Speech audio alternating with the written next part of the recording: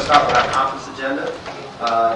As you can see, I switched spots with freeholder Hector Laura, and he's no longer Hector the director. He's still an outstanding freeholder, so I want to thank him for his years of service. And I want to hand the program over to our county clerk. I'm sorry, for our freeholder clerk for the roll call. Freeholders Duffy. Here. James. Here. Lazara. Here. Lepore. Here. Laura. Here. Deputy Director Bartlett. Here. Director Best. Here. Thank you. And we're going to now have our county administrator lead us in our conference agenda. Thank you, Director. First, I'm going to ask our county council to administer the oath of office to Shirali Patel, who is a new legal assistant in the county adjuster's office. Shirali, why don't you step to the podium? Thank you, Administrator Director.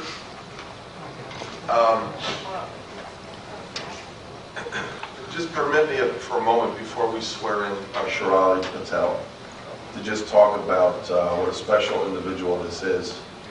I don't often get a chance to take some time and talk about the vibrance of Passaic County, which Shirali clearly emanates.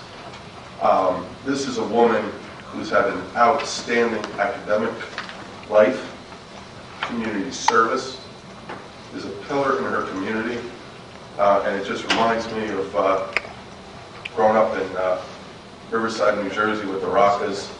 When you find a diamond in the rough, it's very special. And Shirali came to me through our first assistant county counsel, Tracy Cosby, who was her mentor when she was in law school. And when Shirali came before me, you get a lot of resumes in life, Director, from folks that want you to interview people. And Shirali jumped off the paper. She was just an outstanding individual. She's a leader in her own right. And I know that her future is bright. I was going to wear sunglasses because that's how bright her future is. She really represents the best and the brightest of what our county has to offer. She started just a few days before the end of the year, and she's already acquitted herself with exemplary dispatch. Everybody likes her in the office, and I'm really proud that she's a member of the Passaic County family now.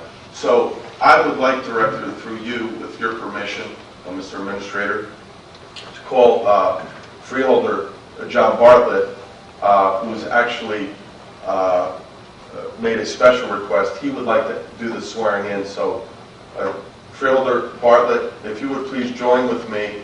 I'll hold the Bible. Which one? Mom, come on out. You have to hold the Bible because we have one. If you don't mind, would you hold the Bible? Okay. Thank you very much, Bill. I won't be long before I deliver the oath, but I just want to add to what you say. On top of Shirali's exceptional academic performance, her joining your office, Bill, is part of a progress that we've seen in Passaic County government over the past decade and beyond, of really this county government, our staff, our appointed boards and commissions coming to look like and sound like Passaic County. I have a particular soft spot in my heart for Indian Americans and Gujarati Americans in particular because I'm married to one. But it is one of our largest communities here in Passaic County, and more, not only in your office, Bill, but on our various boards and commissions, it's becoming more and more represented. Those voices are there, they're part of the process, and I couldn't be more ecstatic also as an attorney to have somebody like Shirali joining the team here. So if you would raise your right hand. I, Shirali Patel, do solemnly swear that I will support the Constitution of the United States and the Constitution of the State of New Jersey, and that I will bear true faith and allegiance to the same and to the governments established in the United States and in this state under the authority of the people, and that I will faithfully, impartially, and justly perform all of the duties as legal assistant to the county adjuster to the best of my ability and understanding. So help me God.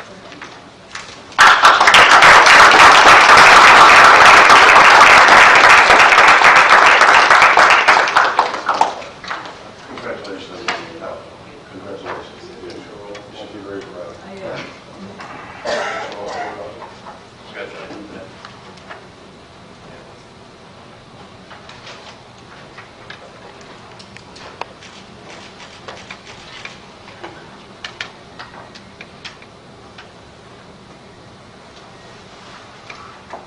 Thank you.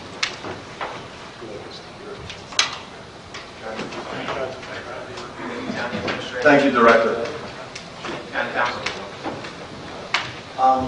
As people know, the month of January is a very special month, partially because it's my birthday, but more importantly, it's also the time of year that we celebrate another outstanding leader or more outstanding leader in our community, Dr. Martin Luther King. So we want to celebrate Dr. Martin Luther King, even though we're a couple days late in the calendar, but it's never too late to celebrate someone who's contributed so much to society as a whole. So with that being said, I'm going to ask that Hector Laura, Freeholder Laura, please read or recite a quick bio before we have a rendition of Dr. King's speech. If you'd like to go.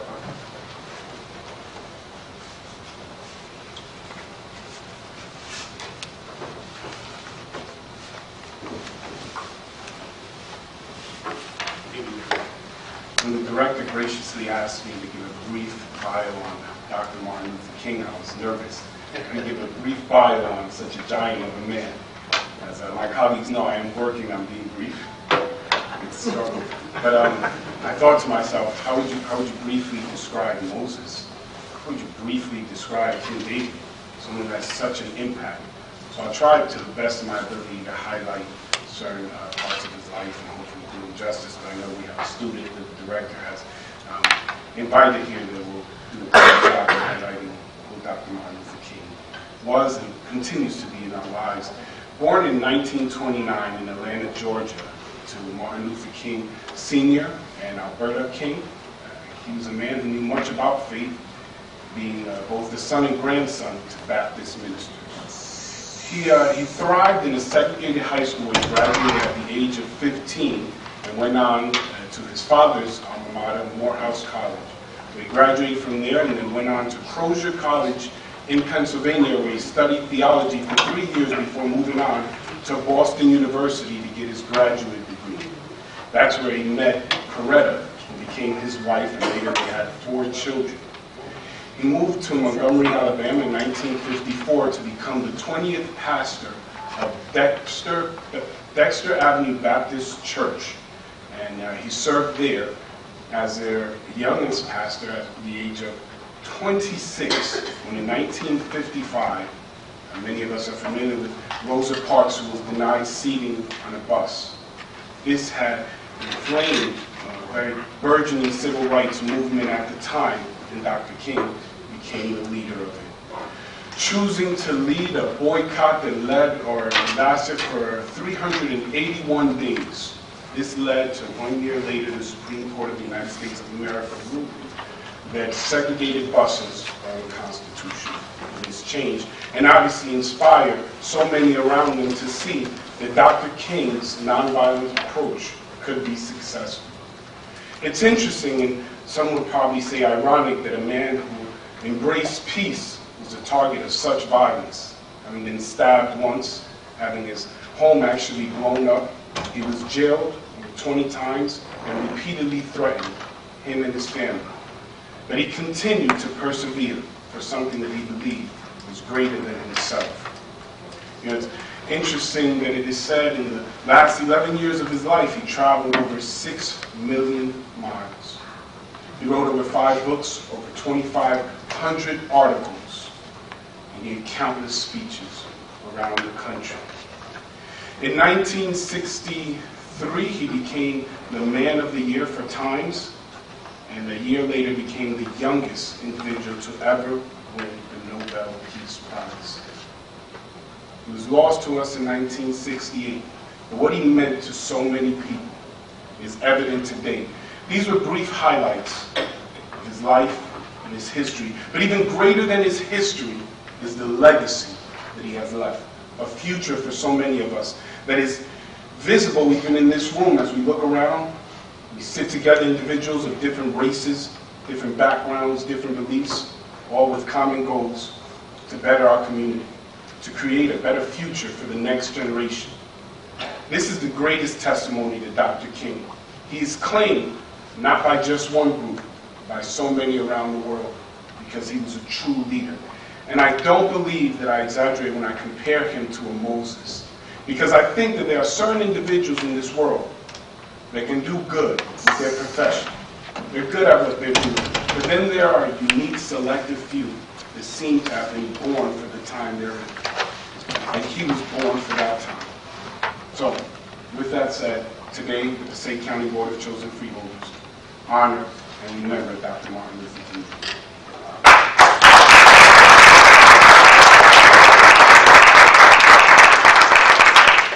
See why I asked Freeholder Laura to do that instead of me. He's a much better orator than I could ever dream to imagine, partially because he is himself a minister as well. Everyone knows Dr. Martin Luther King. Everyone's learned about Dr. Martin Luther King, and people know about probably his most famous speech, which is the I Have a Dream speech that he gave in Washington, D.C. The next young person that we're going to invite, I keep calling him young, the next young person, it feels good to say that, the next person that we're going to invite up to just give us a rendition, an excerpt of Dr. King's famous speech, I Have a Dream speech, is a resident of the city of Patterson, graduate of Patterson Public Schools, a phenomenal student, went on to Nyack College, then went on to get his master's degree and now studying for his doctorate degree in theology. Again, he's a phenomenal role model now for young people in the city of Patterson and the county of Passaic. And we're still very privileged to have Reverend Sean Jacobs to do a rendition of the famous I Have a Dream speech by Dr. King.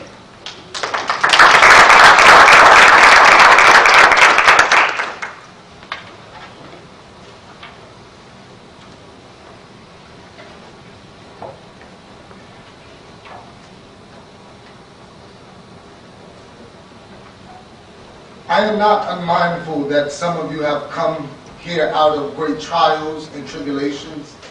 Some of you have come fresh from narrow jail cells.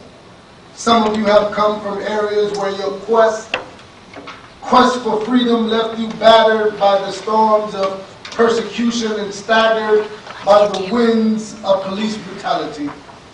You have been the veterans of creative suffering. Continue to work with the faith that unarmed suffering is redemptive. Go back to Mississippi, go back to Alabama, go back to South Carolina, go back to Georgia, go back to Louisiana, go back to the slums and ghettos of our northern cities, knowing that somehow this situation can and will be changed. Let us not wallow in the valley of despair. I say to you today, my friends, and so even though we face the difficulties of today and tomorrow, I still have a dream. It's a dream deeply rooted in the American dream. I have a dream that one day this nation will rise out and live out the true meaning of its creed. We hold these truths to be self-evident that all men are created equal. I have a dream that one day on the red hills of Georgia, the sons of the former slaves and the sons of former slave owners will be able to sit down together at the table of brotherhood. I have a dream that one day, even the state of Mississippi, a state swirling with the heat of injustice, swirling with the heat of oppression, will be transformed into an oasis of freedom and justice. I have a dream that my 4 little children will one day live in a nation where they will not be judged by the colors of their skin or by the content of their character. I have a dream today. I have a dream that one day down in Alabama, with this vicious racist, with this governor having his lips dripping with the words of interposition and nullification. One day right there in Alabama, little black boys and black girls will be able to join hands with little white boys and white girls as sisters and brothers. I have a dream today. I have a dream that one day every valley shall be exalted. Every hill and mountain shall be made low. The rough places will be made plain, and the crooked places will be made straight. And the glory of the Lord shall be revealed, and all flesh shall see it together.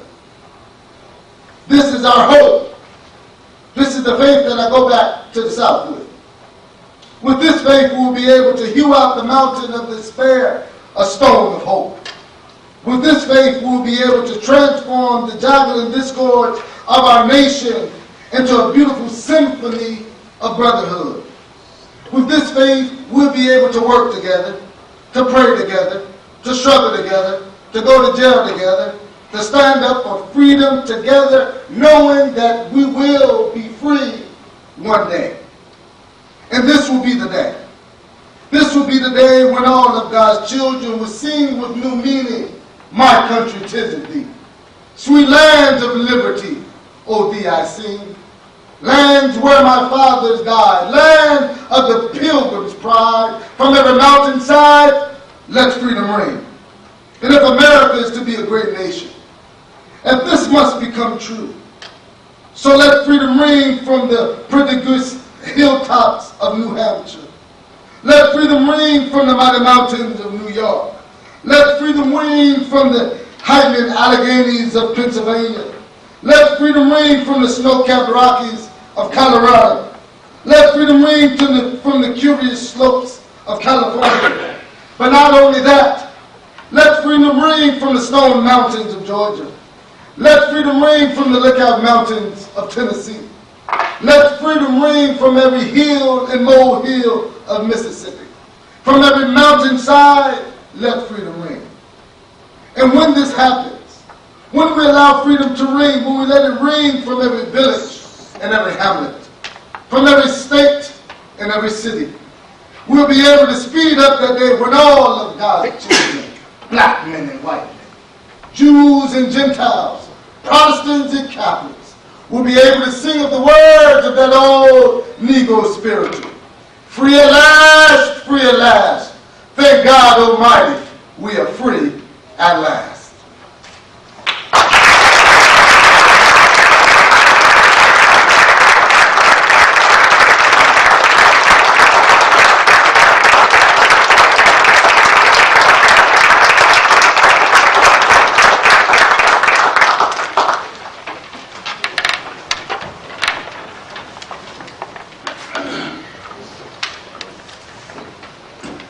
Thank you very much.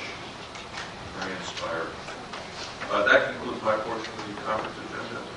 Director, Thank you. And again, thank you, Reverend Jacobs. You did a phenomenal job. Sound like Dr. King, look like him a little bit too. We appreciate it. We're going to have a review of our consent agenda, items K1 and L1 through L40. Are there any questions? Okay, hearing none, we're going to go to our county council's report. Director, through you to the board, we have 3 late starters this evening. If you could maybe just walk through them to the board. L41 is a resolution qualifying a pool of engineers, architects, land surveyors, planners, landscape architects, environmental health and safety, engineering consulting services, RFQ 16-031, as per the qualifications set forth by the New York County Purchasing Department.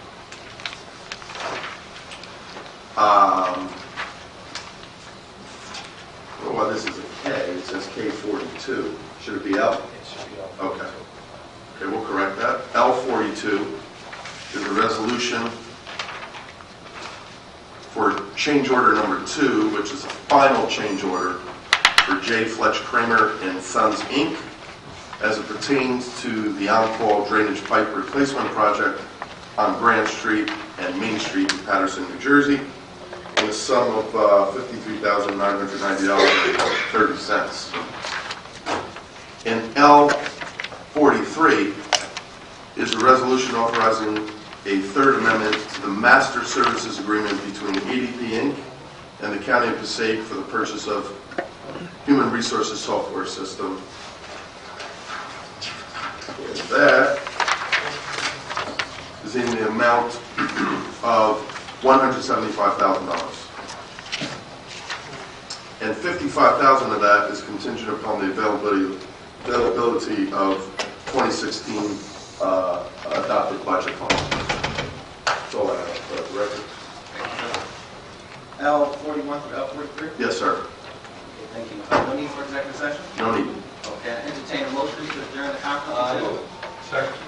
Moved by Freeholder James, seconded by Freeholder Duffy. Roll call. Freeholders Duffy. Yes. James. Yes. Lazara. Yes. Lepore. Yes. Laura. Yes. Deputy Director Bartlett. Director Best. Yes. Okay, thank you, everyone. We're getting ready to start our regular meeting. If you need to go, thank you. We have the announcements of the Open Public Meetings Act.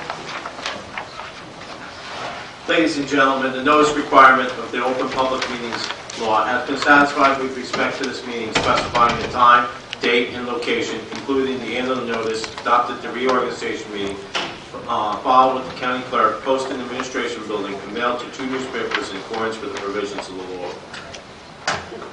Thank you. Roll call. Freeholders Duffy. Here. James. Yes. Lazara. Yes. Lepore. Laura. Deputy Director Bartlett. Director Best. Here. I'm going to ask that everyone please rise for invocation, flag salute, and special moment of silence. Freeholder Duffy, please lead us in the flag salute. I pledge allegiance to the flag of the United States of America and to the republic for which it stands, one nation, under God, indivisible, with liberty and justice for all. Freeholder Laura. Our heads. Blessed are you, O Lord, King of the universe, creator of heaven and earth. We thank you that once again we may come together to do the business of the county of Passaic. We ask that you would guide us, that you would give us wisdom and insight, so that in all decisions we make, we always do so in a way that glorifies you and takes the best interests of all the residents of this county into account. We pray this in your name. Amen. I ask that everyone please remain standing for a moment of silence for all of the men and women who lost their lives while serving our great country, as well as a special moment of silence for a member of our county team here, James Osgood, who was our division director of Mills and Wills.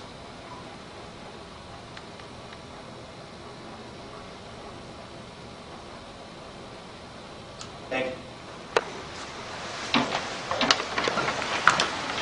Entertaining a motion to approve the minutes for 7:30. Motion made by Freeholder Duffy, seconded by Freeholder Laura. Roll call. Freeholders Duffy. James. Lazara. Lepore. Laura. Deputy Director Bartlett. Director Best. Yes. Approval of proclamations. Okay. We also entertain a motion to approve the minutes from January 6th. Moved by Freeholder James. Second. Second by Freeholder Lazara. Roll call. Freeholders Duffy. Yes. James. Lazara. Yes. Lepore. Yes. Laura. Deputy Director Bartlett. Director Best. Yes. Approve proclamations, items 1 through 3. Motion, please. Second. Moved by Freeholder James, second by Freeholder Duffy. Roll call. Freeholders Duffy. Yes. James. Lazara. Yes. Lepore. Laura. Yes. Deputy Director Bartlett. Yes. Director Best. Yes. Are there any freeholder reports? Yes, sir. Freeholder James. One quickly, I just want to report to the board that our governor continues to make cuts to the poorest of the people. We were informed by the state that they are going to probably eliminate the general assistance program. anti-poverty programs in the county. It is state funded. I guess the governor's going to grab that to try to balance his unbalanced budgets. But that will have a dramatic impact. Also going to have an impact with new regulations. The governor never applied for a waiver on food stamps. We're going to have probably about 7,000 food stamp recipients who now have to put in 15 or 20 hours of some kind of work activity, and it's got to be nonprofit or government. You can't do it in the private sector. We have a hard time getting spots for that for TANF funds. There are over 100,000 recipients of food stamps in Passaic County since the economy went south. This is probably one of our biggest programs. So all of that's going to have an impact on us to be prepared. You feel James, anyone else? Just briefly, I want to share, I know we had a moment of silence for him, but today, and a number of us went to the funeral where James Oscar, we refer to him as Jim, and I wanted to share that today we attended those who came to the funeral of a good man. I wanted to highlight that about him because he was someone who was dedicated and committed to his work. As a director of Meals on Wheels, he specifically focused on delivering meals to those who were inbound and couldn't leave their homes. A number of times throughout the years, I had the opportunity to ride with him along with other colleagues and delivering food to seniors and those who are too sick to leave their homes, but not only food, sometimes pets, food for their animals. And the thing that always struck me about James was when we went on these rides, he would not only know the names of the people we were visiting, the names of their pets, he would ask if their children were visiting. He kept in contact with them, but it was the way that he did. He represented the county in a remarkably honorable way.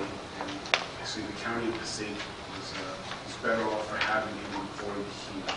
I know that his director, Mary Kaczynski, constantly sang his praises. And I wanted to share briefly a little bit about him because he's just an incredible employee, just a genuinely good guy. And as we sat there and listened to people from different parts of his life, whether he was coaching, refereeing, sports, or his family, everyone had the same message. He was the same guy everywhere. So I wanted to share that briefly for that bit about him. Just really quick, if I may, recently I read, and I want to commend Dr. Rose of Passaic County Community College, who went before a board and tried to present an opportunity of offering a 4-year degree for nurses in our county. Unfortunately, it didn't go through by a very close vote. I think it was like 18 to 17 or something like that.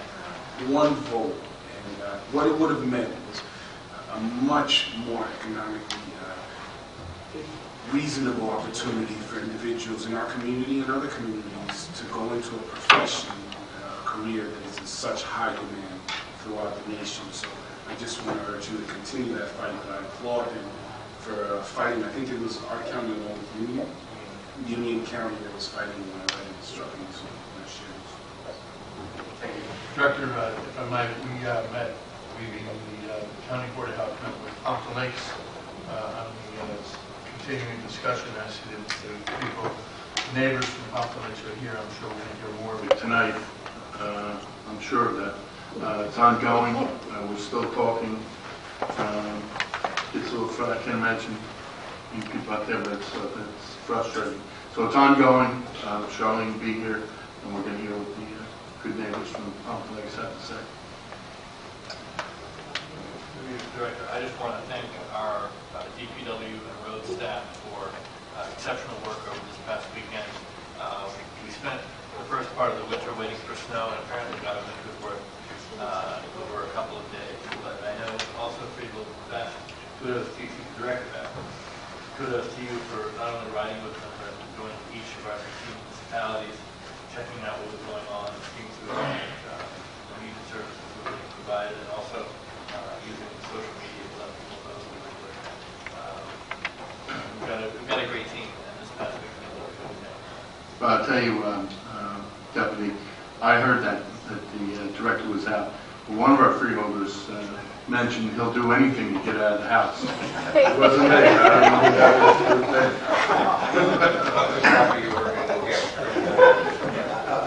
I I'd much rather been in the house. We always talk about what a great job that our roads crew does, and anytime there's an emergency, especially a storm event, we always say, those guys were up all night. I was actually up with them half the night. I only made it to about midnight before I had to call it quits. But it was a 30-hour storm. So for 30 hours, our guys worked tirelessly throughout the night, making sure that the streets were clear. And the preparation actually started 4 months prior. And I just want to really commend our supervisor of our roads crew, Mr. Simpson, who really got everybody together, had a great plan in place. All of our other departments chipped in, our buildings and grounds department, our parks department, our paratransit department, mosquito control. Everybody who had a truck had a plow on it. We had over 50 vehicles, except parks. Yeah, we had over 50 vehicles that were out working on all of our many miles of roads. And even out shoveling the bridges too. We forget about that sometimes too. They weren't just inside of the plows and the vehicles. They were actually outside shoveling snow off of the bridges. So I just really want to thank them for an outstanding job and hope that we got all of the season's worth in that one storm, that it doesn't come again. Director, if I could, I think first in Passaic County, we actually had one of our female paratransit bus drivers plowing roads. For the first time. It really was an all hands on deck, and kudos to everybody who did the work while we were home sipping hot cocoa.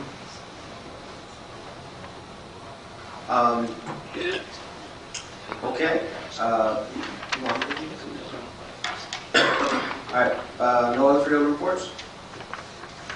Great. Communications?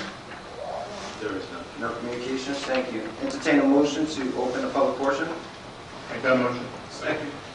Moved by Freeholder Duffy, second by Freeholder Lepore. Roll call. Freeholders Duffy. Yes. James. Yes. Lazara. Yes. Lepore. Laura. Deputy Director Bartlett. Director Best. Yes. I encourage anyone who has any comments to please approach the microphone, the podium. You have 3 minutes, and remember that anything you say is a public record. Have anyone here from the public that would like to be heard?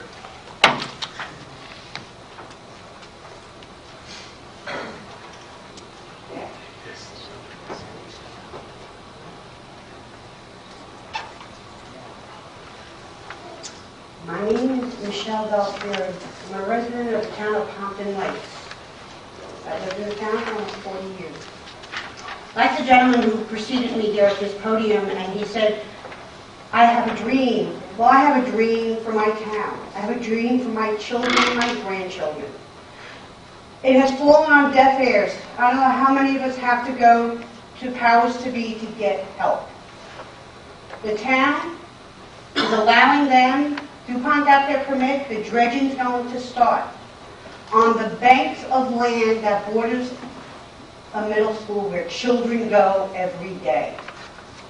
It's my understanding that they've taken certain precautions for the workers who are going to be there doing the job. But the children who are going to be in that school are not given those same rights for protection. The vapors from the mercury will be airbound. What is DuPont giving to safeguard our children? To safeguard the town? They have literally raped the town for 100 years and left us hanging. Yes, they served the public. They made ammunition that went through 3 wars that protected our land. But why are they not being held to the fire to protect the people that were the backbone of that factory? Why do they allow and won't admit to the illnesses that have happened in the north end of town? Oh, we don't have records. Oh, we don't have this. But an attorney out in West Virginia who took up the cause of the people there against DuPont and has recently been published in the New York Times, he seemed to find all the evidence he needed. How the scientists had told their own employer, you can't do this. You're poisoning the water system. Allegedly, in a case that took place in 1957, there was a letter written by DuPont that is now in a closed case on the first lawsuit that took place. And in the document, it clearly stated that it would be cheaper to buy the town than it to be found out. The poisons, the chemicals that were being dumped into our waterways, and today lay on the beds of those lakes, the very lake that is our namesake. Well, I have a dream, and the people in Pompton Lakes have a dream, and we're pleading for you freeholders to take an active part. We've gone through 3 mayors during this whole ordeal when it was first exposed in 1989 by Mayor Jack Sinseimer. And then for 16 years after he left, it kind of lay dormant. We were fighting for a cause, but nobody was listening. I ask you, Mr. Duffy, today, what is the intent for the freeholders of this county to get behind the people of Pompton Lakes? And I expect an answer. Thank you. Anyone else?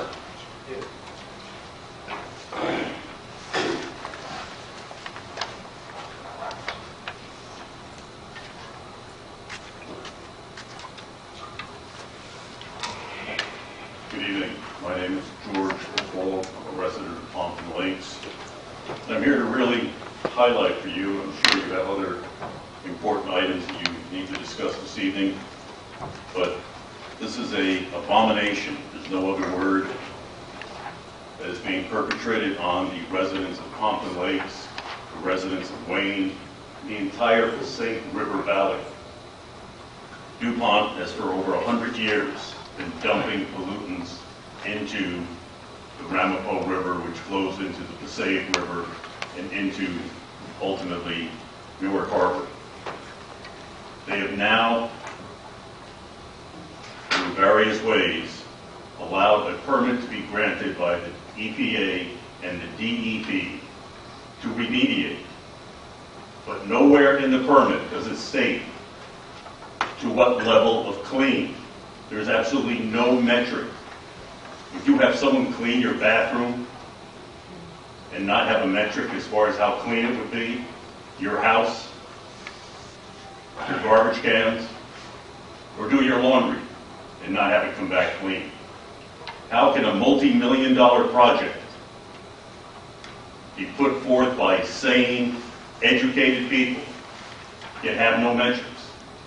We will remove X number of cubic yards, and at that point we will stop. I assure you the contractor who will take it out will stop at that point, but there will be no report to the people of Pompton Lakes. How clean is it? How much dirt did you leave behind? How toxic is that cocktail? Everybody's focusing on mercury.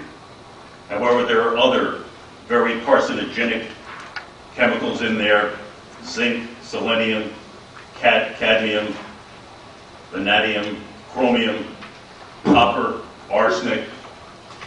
All of these combined, they're proposing to scrape.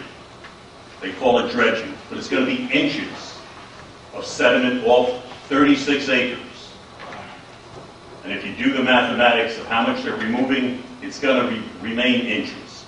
Yet DuPont's own report states the maximum of 367 to 754 milligrams per kilogram of surface and subsurface mercury concentration is outside the 800-foot radius of the proposed dredging.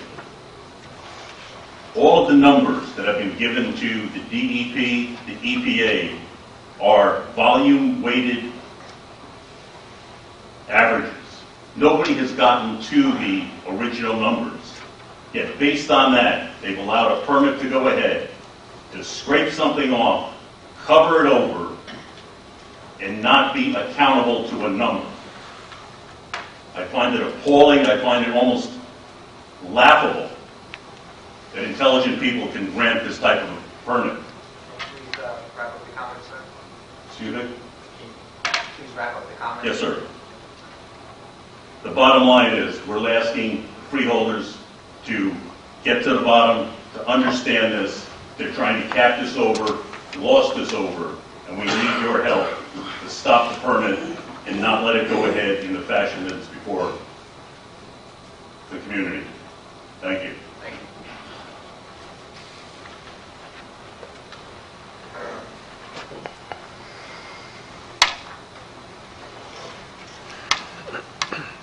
I'm sorry, I forgot to ask the name for the record.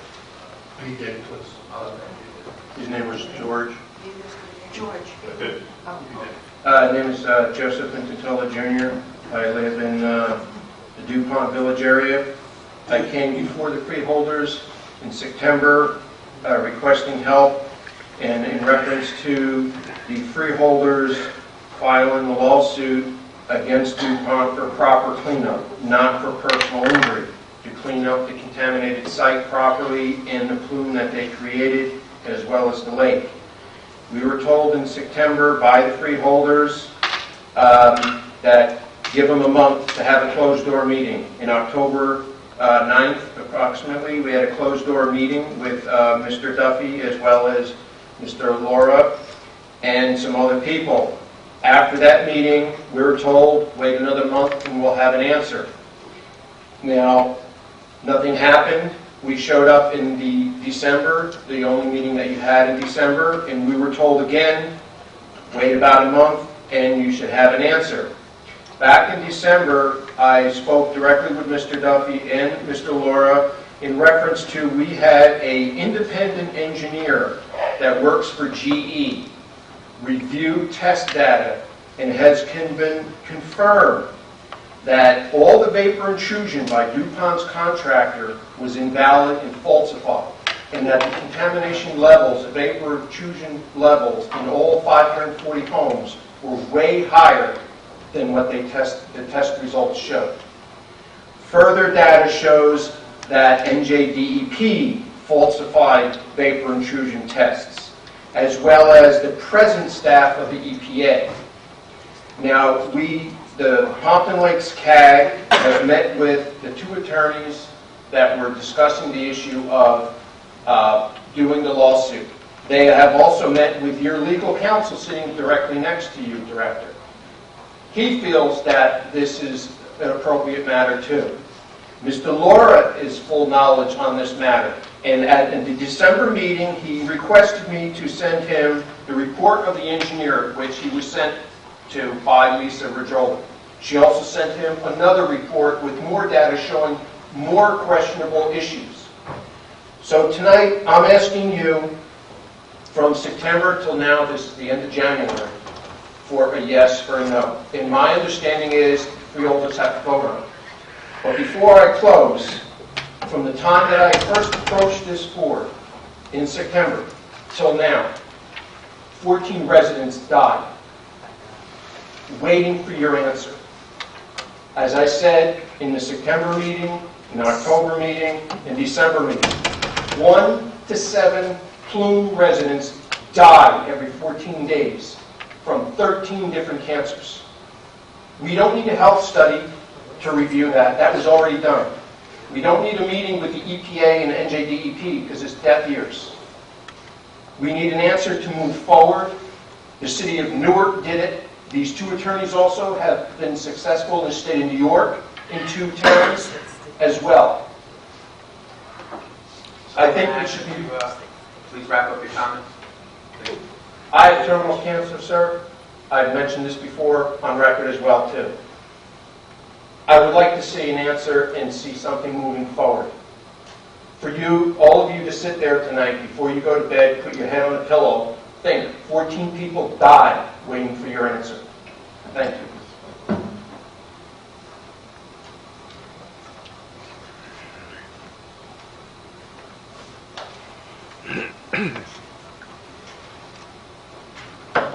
Helen Martins from Pompton Lakes. I come before you pleading for your help. We have gone to the governor with petitions, I can't even imagine anymore how many names were signed on it. And he promised he was going to sign it several times and didn't. Our elected officials, they keep telling us that they can't do anything about it. I don't believe that. I believe that they're there to help protect the town and they close their eyes to the fact that we all live in this mess. We live with this stuff underneath our homes. This company came and did what they did, and now they want to pretend they're doing the right thing when they're only doing a minimal job. They're not getting this all up out of the ground. They aren't cleaning up under our homes. They're still trying a horizontal well, which after they clean the lake, the water is being flushed into the lake. So that to me don't make any sense. We need this cleaned up the right way, and we need your help. We really need your help. We keep coming before everybody and asking and pleading. I don't know what they want from us. And as far as the health study, we've done that. And when they were doing their health studies, I was talking to our mayor, and she said, I wish they would just stop and get what they need done and get out. That to me is not what should be done. That health study should have been done the right way. But since then, we haven't seen them. So to have this meeting with the health study, I'll be there. But to me, we need to get to the bottom of what they're doing and correct it. And the only way we can is if we get you behind us to have these lawyers take over and make DuPont accountable and clean up what they did and clean it up the right way. Because what they're going to do now is not. And it's not going to clean under our homes. And we still pay high taxes and have to live in this in fear. I ask for your help. Please, listen. We're not trying to say, we want this done right. We don't want to be lied to. We've been lied to long enough. Thank you.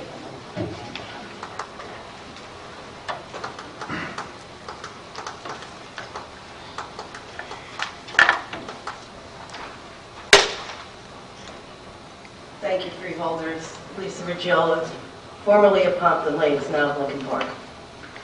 I had to move out of the county that I loved because, and I never lived outside of Passaic County once in my whole life, for only 3 years. But I actually left my contaminated house because my husband had a bout with cancer, and I thought it best, after I waited 8 years for help, to leave. I'll make this quick. Like everybody else, and as a former councilwoman, I'm here to ask for your help. I did provide 2 reports to Freeholder Laura. One is on the vapor intrusion assessment that Ms. Farnham, the professional engineer that's volunteering her time to help us out of New York, she did that report. And the second one is on the dredging project. I just want to point out a couple important issues that she brought forward to me.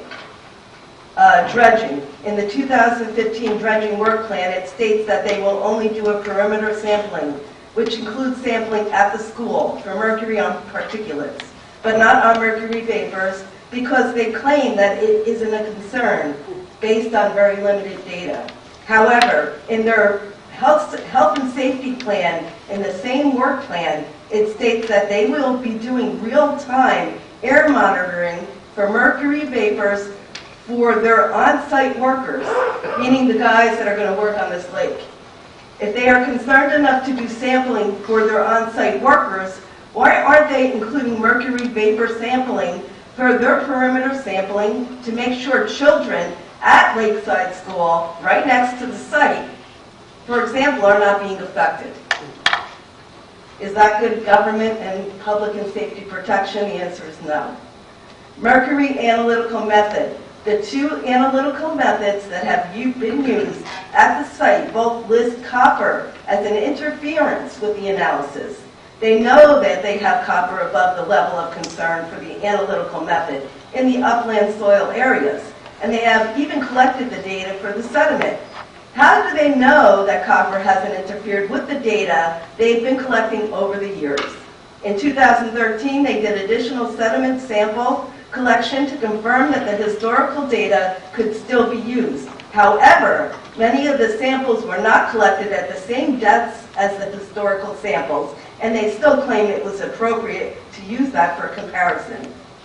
Chloroform, which is classified as a probable human carcinogen, that's the nice stuff they put over your face to knock you out, right, in the movies, was not included on the list of site-related compounds, meaning the slab sample data that the test that was done on our homes, sampled by O'Brien and Gear, which is DuPont's contractor, even though it was a degradation product of carbon tetrachloride, which is a site-related compound. These detections... Excuse me, Lisa? Yes. Wrap up your comment. Okay, so my comments are the fact that, you know what? Not everything is being done in a proper way. We need your help. We need it now. Freeholder, I appreciate that you want to have this meeting, and I'll be there, but we've been there. We haven't seen the State Health Department, the NJDEP, for a really long time, and I've been doing this for 8 years volunteer, so please help us now. We can't wait any longer. Thank you.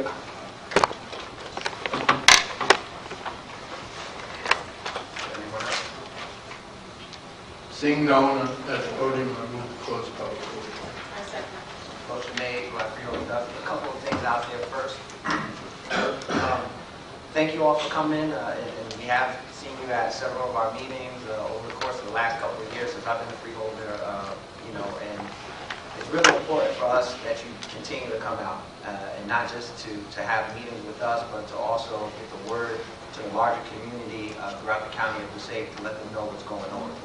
So we do appreciate you coming to visit and to share your horror stories, with not just us, but the entire county of Passaic. It's important to understand the difference between jurisdiction and responsibility. With that being said, unfortunately, the concerns that you have aren't within our jurisdiction. However, as elected officials, we all up here feel that it's part of our responsibility, both civically as well as morally, that we take whatever action that we can to support the residents of the county of Passaic, in particular, Pompton Lakes. The first thing we had to do was understand what the problem is, and over the course of the last several months, that's what our team has been doing, the employees of the county as well as our freeholders, to really understand what can be done. Everybody wants something to be done, but we want it to be more than just a empty, non-binding resolution on behalf of us that we say we support you in your effort. We want to make sure whatever we do has some teeth behind it so that we can get the type of results that we want for you. That being said, we've had our county council has had initial meetings with a law firm that specializes in this type of litigation. The next step is for our committee to actually meet with the law firm to start discussing specifics about a case, what that would actually entail, as well as what would the liability be on behalf of us as the county. Again, it's easy to say we support you. We do support you, but we want to be able to take action, and that's what the next meeting will be. So with that being said, again, just bear with us a little more. Bear with us a little bit longer. It's more than just simply passing a resolution saying that we support you. We could do that. We could have did that before, but that's not going to get you the results that you want. And that's not going to get you the results that we know that you deserve. So we're going to go to the next step by having the freeholders now meet with this particular law firm to see what legal actions can be taken. With that being said, I don't know if our corporation counsel would like to add anything. Director, you handled it very well. I mean, I think the important message here is we have constituents and residents of our county who are very frustrated, and everybody is mindful of what has been going on in Flint, Michigan. So it's at the top of everybody's antenna. This is an issue that's been dragging on for a long time. I know that several members of this board have worked diligently to make sure we pursue this in a way that's going to really be meaningful and not just what a lot of politicians tend to do, which is fluff and stuff. So I appreciate what you said tonight. I think you're right on point. We are not responsible for what DuPont did, but we can be a part of the solution to work collaboratively, and we've been trying to do that with your local government as well as the state to try to bring resources to bear that will bring DuPont to the table We've been successful before in doing this in this county, but it's not something you can just snap your finger. I believe that this law firm is very capable, but obviously the freeholders have to vet the process. We can't just snap our finger and hire this firm. And I look forward to working under the leadership of this board and Director Best to try to bring this to a conclusion quickly so we can take proper action. Director, if I might, you know, you hit home 14, the deaths. Government moves slowly. I don't have to tell you how slowly it gets. We did have a meeting, and maybe I'll ask Charlie to come up, or we'll talk after this meeting. We are, I don't trust DuPont. I'm sorry, and I believe every word you say, and I don't believe, you know, I had a conversation with the high-ranking officials in Pompton Lakes, and it was disgusting. And it was like, what are we going to meet again for? And you know, I'm just kind of, I mean, you lived the nightmare. I just hear about it, and I've seen it. You know, I've seen it on your face. And you know, as I said to this person, they're not making this up. There's got to be a solution out there. If we can facilitate or be a part of that, I know this board, you know, and as our director said it quite out and right on target, we're behind it, or at least I'm behind you. And I think that, you know, I'm not going to speak for the others. It's just how much we can do, how much restraint as far as legal. And I'm one of those freeholders. I want to do it, but it costs money. But, you know, we have the county. But we here, Pompton Lake's a part of this county. I lived in Pompton Lake. You deserve everything. You don't deserve to be treated this way.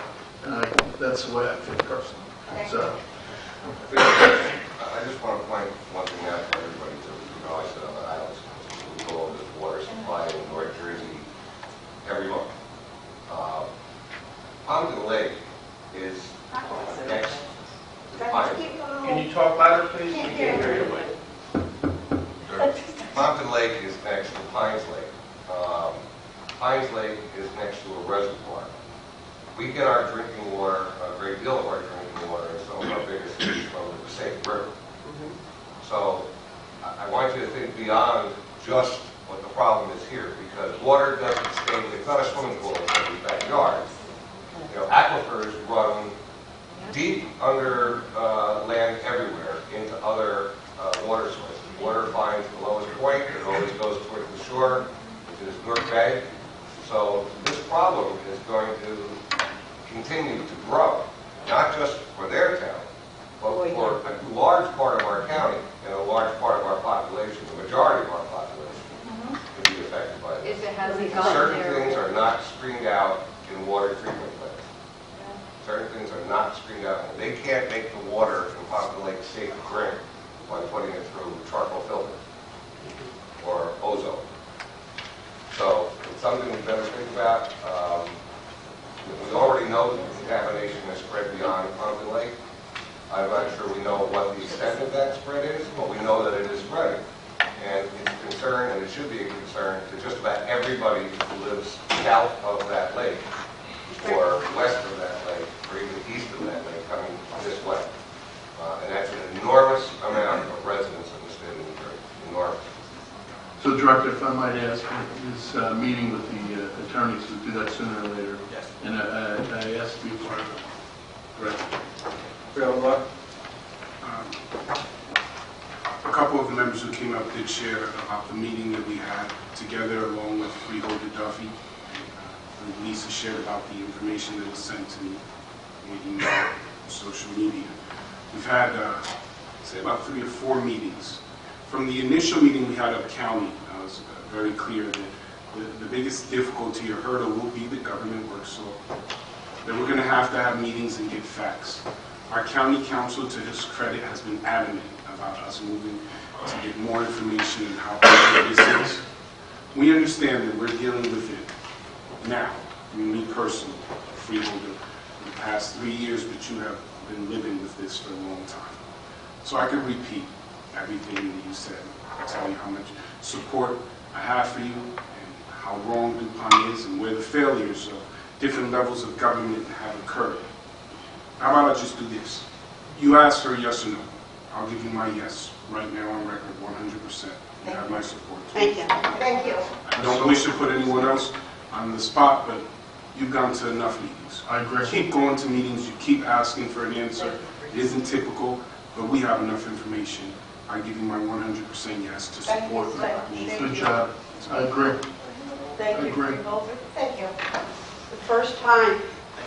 Well, we're not sure what we can do, but we're gonna, But you know what? At least you're willing to stand up I'm and fight with us. Speaking out of turn here. Pompton Lakes Thank you. is We're gonna- already we're an gonna carry auxiliary on the meeting. reservoir, and the water is being pumped to Wanacue, which means that the residents of Newark Or drinking are it. already drinking Thank you. the contaminated water. Thank you. That's ongoing.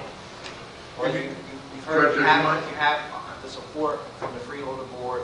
Again, we will be taking formal action Thank you. at, I don't want to say our next meeting, but very soon, because it does take time to put certain contracts and so forth in place. But we will be taking formal action soon to hopefully begin to resolve this issue once and for all for the residents in the entire North Jersey. So we really thank you. Freeholder Duffy, you have one You last. said it all, Director. Thank you. Thank you. Okay, we're going to move on now to Resolution K1, which requires a two-thirds vote, authorizing transfer numbers 5, all is noted in the resolution. Can I have a motion, please? Make that motion. Second. Moved by Freeholder Duffy, second by Freeholder Lepore. Roll call, please. Freeholders Duffy, James, Lazara, Yes. Lepore, Laura, Deputy Director Bartlett, Director Best. Yes.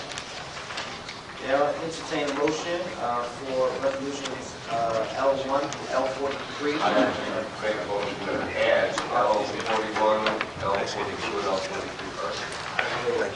Moved by Freeholder James, second by Freeholder Bartlett, to add resolutions L41 and 2 and 3. Freeholders Duffy, Yes. James, Yes. Lazara, Yes. Lepore, Laura, Yes. Deputy Director Bartlett, Director Best. Yes. Great. Now entertain a motion to approve resolutions L1 through L43. Make that motion. Moved by Freeholder Duffy, second by Freeholder James. Roll call. Freeholders Duffy, Yes. James, Lazara, Lepore, Laura, Deputy Director Bartlett, Director Best. Yes.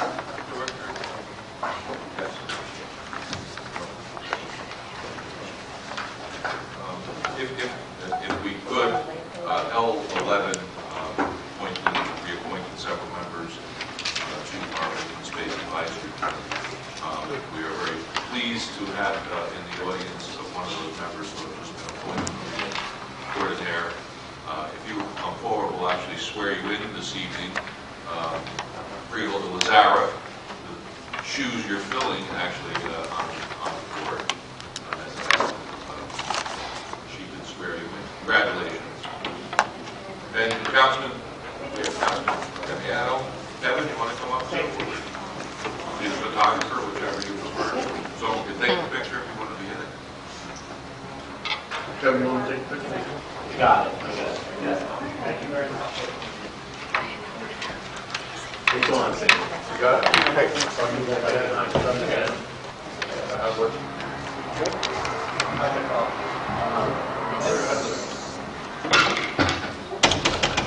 Okay, I just wanted to say a few words before we swear Maria in. I served on the Open Space Committee for 3 years, and it was a very rewarding committee to serve on. We take a lot of responsibility in making recommendations to the Freeholder Board regarding where the money will go for the space that we need to preserve, restore, and take care of. So I couldn't be happier than to be able to swear Maria Cordonier in tonight.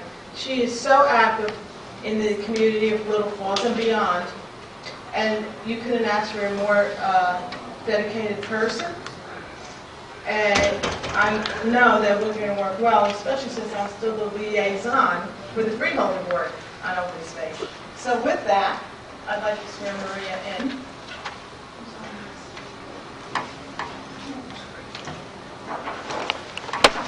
And repeat after me.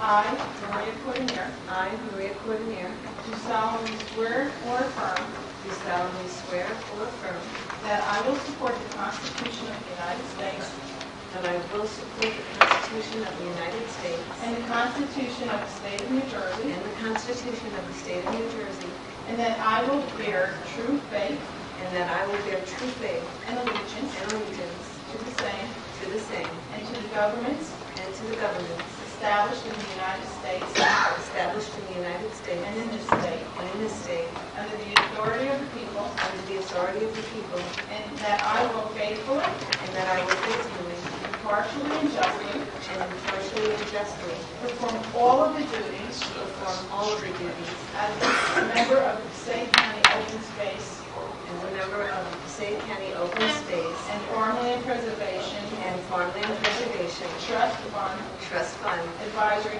Advisory Committee to to the best of my abilities the best of my ability and understanding. and understanding. So help me God. So help me God.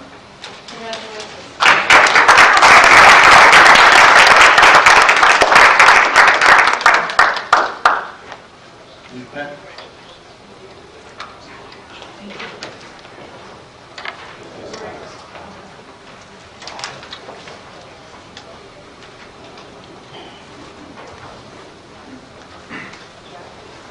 Okay, underneath new business, we have a guarantee bond ordinance number 2016-01, an ordinance authorizing the guarantee by the County of Passaic, State of New Jersey, of lease purchase obligations of the Passaic County Improvement Authority in an aggregate principal amount not to exceed $15 million to be issued pursuant to the 2016-2017 Passaic County Bank Program.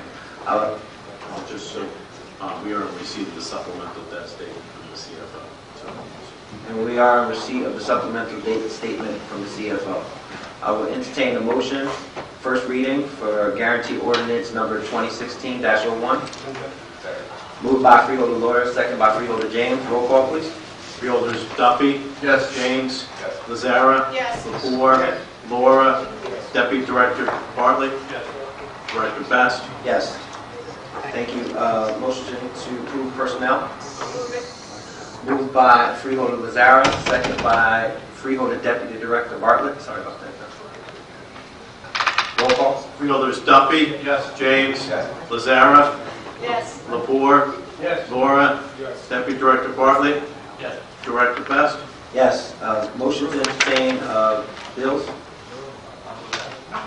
Moved by Freeholder Deputy Director Bartlett, second by Freeholder James. Roll call, please. Freeholders Duffy. Yes. James. Yes. Lazara. Yes. Lepore. Yes. Laura. Yes. Deputy Director Bartlett. Yes. Director Best. Yes. Certification of payroll. It's very tough. It's very tough.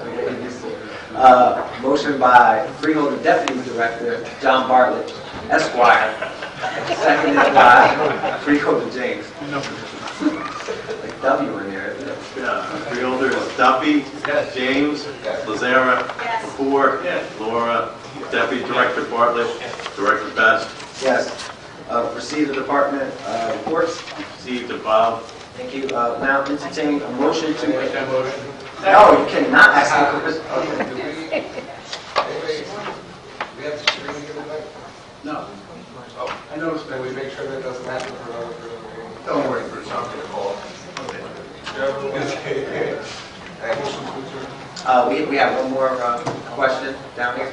Does somebody else have a question? Okay, great. Before we adjourn, I just wanted to again invite everyone to the Passaic County Board of Trustees and Freeholders rededication of Die Mansion. I've been saying Day Mansion for a long time, but Die Mansion. Day Mansion. It is Day. Die. Somebody just Die Pay no Mansion. attention to Is the dress white or blue?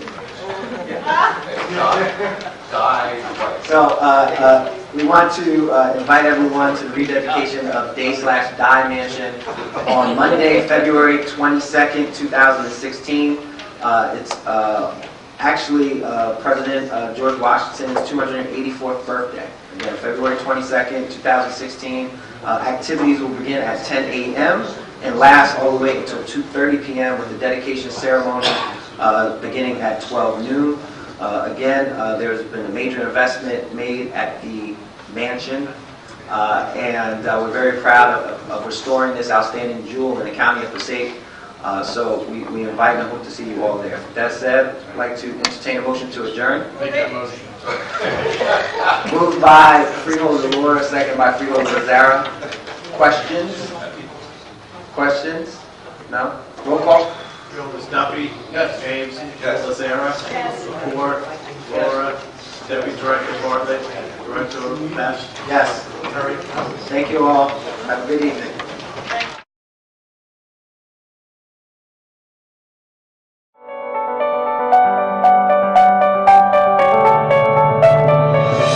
Passaic County is a diverse place with both cities and suburban areas contrasted with the scenic beauty of our very rural areas. In 2010, we attended the Complete Streets Summit. It was an eye-opener. What we learned was streets are for everyone. Complete Streets better reflected our values and planning for the diversity of place, people, and choice. I guess you can say the summit started us thinking and brought us to the place that we are today, a county with a plan, policy, and an implementation strategy that we can be proud of. A policy by itself isn't enough. We knew we needed to develop a decision-making process that outlined a vision, a policy, and design guidance that all mutually enforced each other. And that's what we did. Our policy was adopted in February of 2014 after 3 years of deliberate discussion, research, planning, and testing. The development of our transportation element of the master plan was the catalyst in the process. It created a forum for the planning and engineering departments to discuss the benefits of complete streets and how it could be applied to our county. Planning and engineering staff worked together to define a network of facilities in terms of land use and the context of each roadway that would have an impact on the feasibility, connectivity, and safety.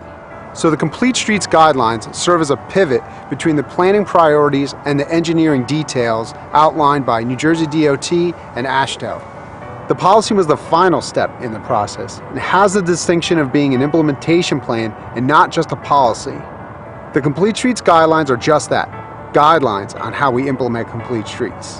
The guidelines aren't handcuffs and don't prescribe how everything should be done. They provide context and a decision-making tool in designing complete streets. It's really simple. Instead of projects standing alone on their own, they're now implemented within a framework of projects that show us the big picture of how complete streets work. So ultimately, I feel like we put together a very clear policy and planning framework, but success for us is going to be measured by outcomes. And in order to have outcomes, you have to have implementation. Implementation of complete streets happens a few different ways and from a few different programs. We've made incredible progress through our resurfacing program. This is the low-hanging fruit that is inexpensive but very impactful. The way the resurfacing program works, we evaluate the roadway width and then decide under the Complete Streets guidelines what treatments we can do to each road. Between 2012 and 2015, we've implemented over 100 miles of Complete Streets treatments, including 33 miles of shared roadways, 15 miles of bicycle lanes, 54 miles of traffic calming, and 8 miles of road diet. A road diet reduces the number of lanes dedicated to motor vehicles and provides that width for the exclusive use of pedestrians and bicyclists.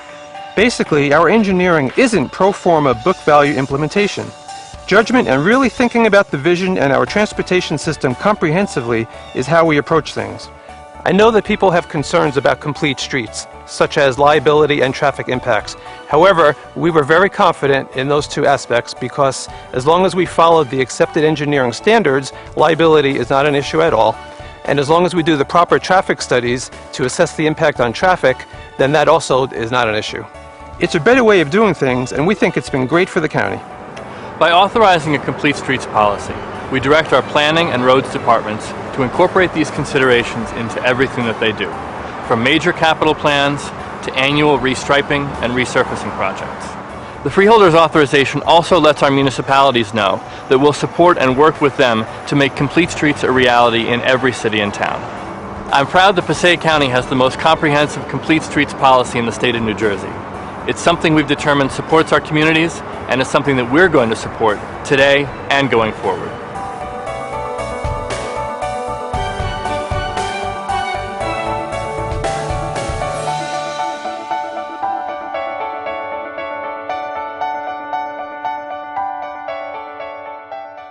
People don't quite know what a freeholder is, don't quite understand what county government is. I'm here today to give you some information, explain what we do, so that you know what services and information you can get from your Passaic County government. Passaic County freeholders are 7 representatives of the 16 towns in Passaic County. We're from all over, we're from all different walks of life. Together, we've been elected to represent you in the level of Passaic County government. And as I say, the first question I often get is, what is a freeholder? Well, first of all, the term is kind of weird. It comes from the 1776 Constitution of the state of New Jersey, which was written at a time when, to be elected to govern your county, you had to own land without debt. So you had to be a free holder of your land. That rule is no longer in effect. You can rent and still be a freeholder. But the term endured. And today the Board of Chosen Freeholders of Passaic County has 7 members. Our Freeholder Director, Hector Laura, Deputy Director, Bruce James, myself, Theodore T.J. Best, Rhonda Caston-Cotronio, Terry Duffy, Pat Lepore, and we function as both the legislature and the executive of Passaic County. Some counties have a separate office of the county executive. Here, we perform both of those functions, and the day-to-day operations of the county are managed by an administrator whom we employ. Passaic County comprises 16 municipalities, from urban centers like Patterson and Passaic, all the way up to places like West Milford and Ringwood, which are part of our state's up-county rural treasures. We have more than 502,000 residents, according to the most recent census. And we have, I really believe it, both a rich history and a bright future. That's the motto that we adopted in 2012 when we celebrated the 175th anniversary of Passaic County. And it really is true. From the Great Falls and Patterson as the first planned industrial community in the state of New Jersey or in the nation, all the way to the great things that we're doing now with a new national park at the Falls and other programs to bring Passaic County business, education, and life into the 21st century. What I want to do is explain the role of freeholder and put it in context for you just by using the letters of the word freeholders. And I want to start with the letter F. First and foremost, the freeholders are here for you. We are right in your neighborhood. We don't go to Trenton, we don't go to Washington to represent you. We're right here. We're your neighbors. You'll see us at the diner, you'll see us at the movie theater, you'll see me at ShopRite in Wayne because I'm the guy in charge of grocery shopping in my family. So we're available, we're accessible. We're right here where you need us, when you need us. And we try to be responsive anytime anybody reaches out to us, whether by telephone, by email, via our website, which has a special function which allows you to submit a question or an inquiry or a problem. And of course, as I say, just as you see us on the street around the community. The letter R stands for roads, bridges, and infrastructure. Your Passaic County freeholders maintain, repair, and repave all the county roads and bridges here in Passaic County. That's more than 240 miles of roads. It's 358 bridges. It's culverts and catch basins. And all of that is part of our jurisdiction. Our roads department, our engineering department make that happen. We also plan and supervise major road and highway projects. And I want to give you a couple of examples. In my town of Wayne, there's the intersection of Hamburg Turnpike and Valley Road. Over the course of 2012 and 2013, it was renovated, Hamburg Turnpike was widened, jug handles were added, and what that did was that cut the time for people getting through that intersection in half. And it also made it an overall safer intersection for that neighborhood. What we also did in conjunction with that, not only along the Valley Road extension, but along Ratzer Road, was a repaving and restriping project that, by doing what's called a road diet, has actually brought serious accidents on those roads down 45% by restriping. It's a simple thing to do, but it works and it keeps people safe. We've got a major project coming up at the confluence of Route 46 and Route 3 in Clifton, Little Falls, and Woodland Park, which I'm very excited about. This is a project that's been on the books since 2006 at NJDOT, and it was delayed again and again and again. I represent Passaic County on NJTPA, the North Jersey Transportation Planning Authority. And in 2013, when the governor tried to delay the project yet another time, I said, you know what, this is really important. 130,000 people go through this intersection every day. It's very, very dangerous. Anybody who goes through it, as I do most days, knows how important the project was. So funding moved forward. and we got $240 million in federal highway funding. To make that happen, we're going to break ground in early 2016, and by a couple years later, it's going to be a transformed interchange. Getting in and out of Montclair State is going to be easier. Valley Road traffic is going to be moderated, and if you're heading, whether it's east or west, on 3 or on 46, you're going to feel safer, you're going to have an easier, quicker ride. We also have in Passaic County the most comprehensive complete streets policy in the state. And what that means is, as I was talking about restriping earlier, we're working to make sure that everybody has the opportunity to share our roads. The pedestrians are safe, the bicyclists are safe, and to the extent possible, have an integrated and connected set of bike lanes to get around Passaic County, because we have folks from all over Passaic County and all over northern New Jersey that love to ride their bikes up to the Apishwa Reserve, or down to Garrett Mountain, or to the Great Falls. We're making sure that they can do that safely, and that all pedestrians and everybody on the roads can be safer. We're also focusing on transit-oriented development, trying to make it more possible for more people to get to work and play without using a car. That means developing areas around rail stations and bus stations, and it means working with NJ Transit and other regional authorities to make sure that opportunities are there for folks, whenever possible, to have a one-seat ride from where they're starting to where they end up. The E in Freeholders, the first E in Freeholders, at least stands for education. We are a major source of secondary and higher education here in Passaic County. Specifically, for grades 9 through 12, we run what's called the Passaic County Technical Institute. It's a vocational technical school located in Wayne with 3,200 students in grades 9 through 12. It's a place where you can go to study the skilled trades, study healthcare to prepare for a career in nursing, also study business as well as a college prep curricula. Students come out of tech into all kinds of careers. They come out of our Culinary Institute into the great culinary schools and the great restaurants of New Jersey and the East Coast. They come out of our college prep and engineering curricula to places like MIT and Johns Hopkins. It's a school that we're very, very proud of, and it's one that your freeholders have invested in and are going to be continuing to invest in the coming years, with new opportunities for students to study the STEM subjects: science, technology, engineering, and mathematics, because that's where the future is, and those are the jobs that can't be outsourced, that the children of today and the adults of tomorrow are going to have a chance to make a good living at. We also operate Passaic County Community College, which is a 2-year college where you can go to get an associate's degree in any one of about 60 study areas. Now, the community college started out in Patterson, and we have invested in our main campus in Patterson. But we've also invested in campuses to make it accessible to more people. There's a campus in Wanacue, where by next year you'll be able to study all the same subjects as you can in downtown Patterson. There's campuses as well in Passaic and Clifton. So people who are right there in the community, whether the traditional students who just finished high school, or whether they're parents and older folks who are going back for a degree, can get that degree right there where they're at.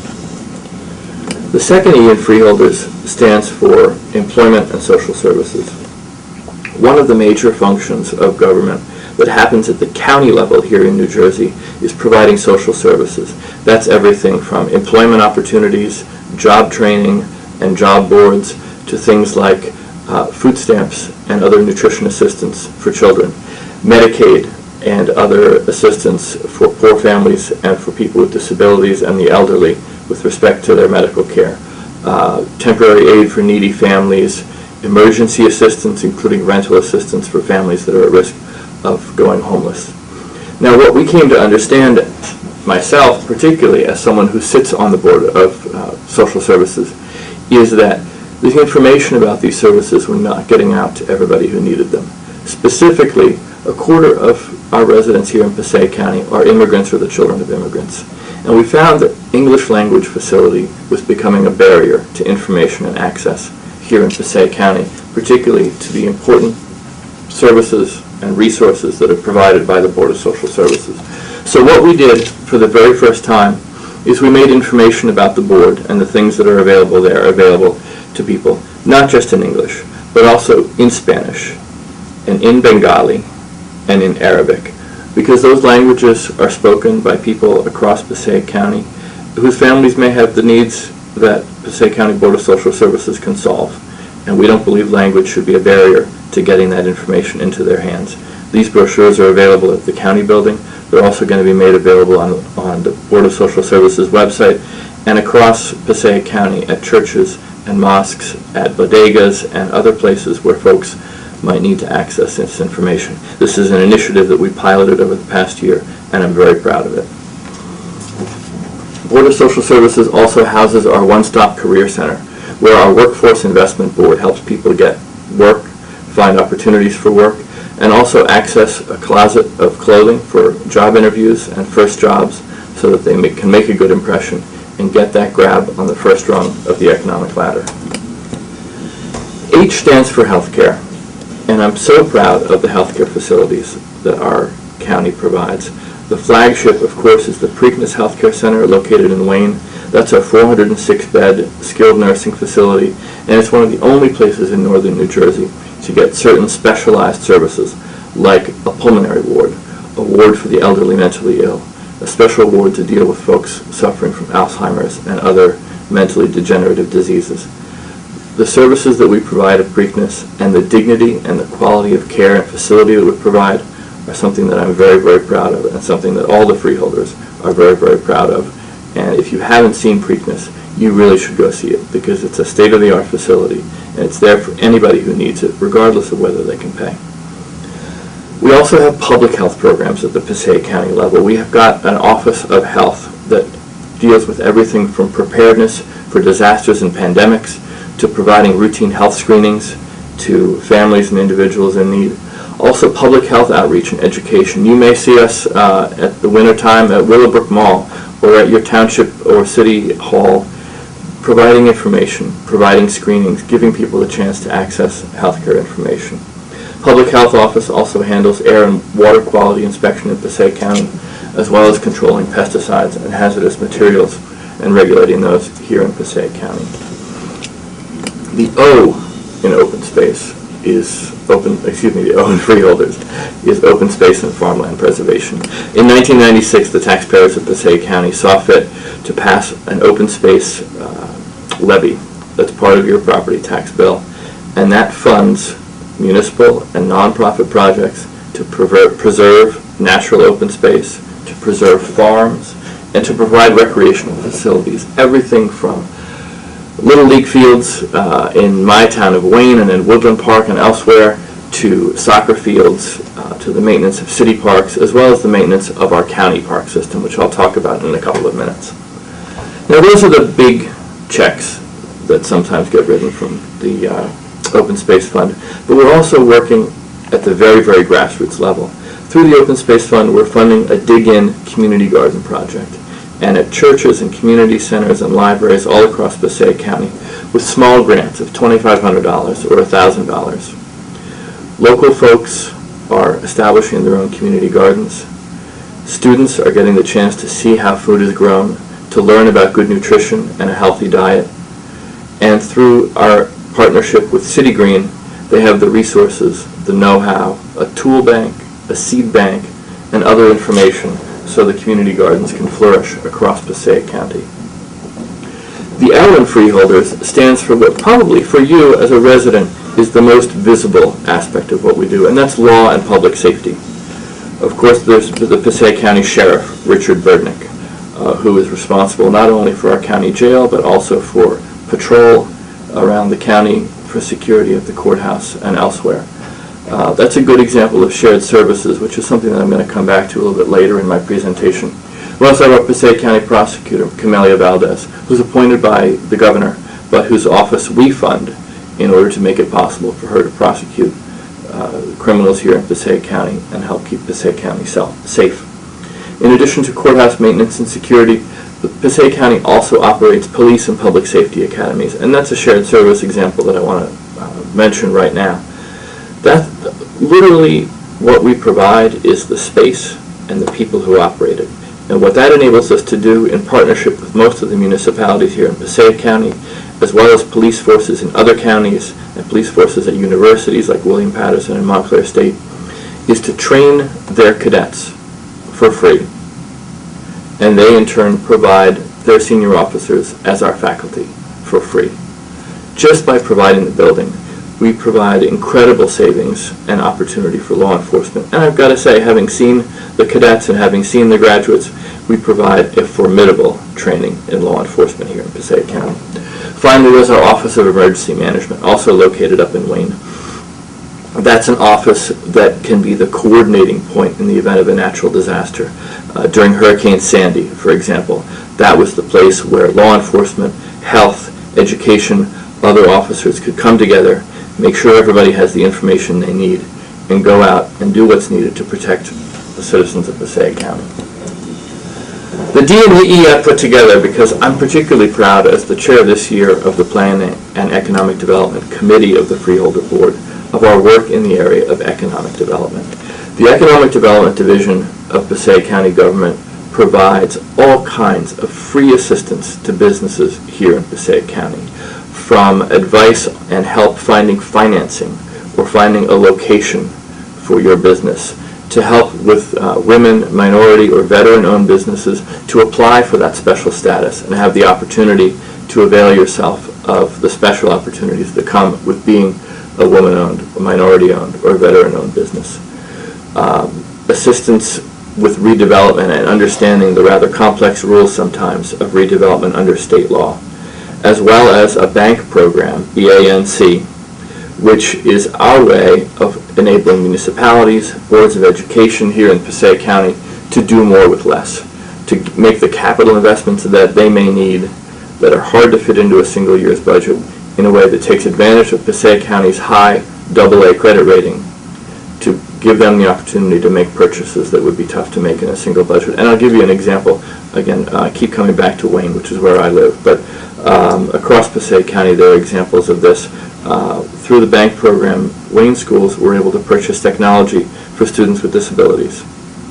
And those are, sometimes expensive pieces of equipment, but because they could fund them through the bank program, they were able to provide them up front for all the kids that needed them. And that's something that I think is another example of what Passaic County offers to all of our municipalities.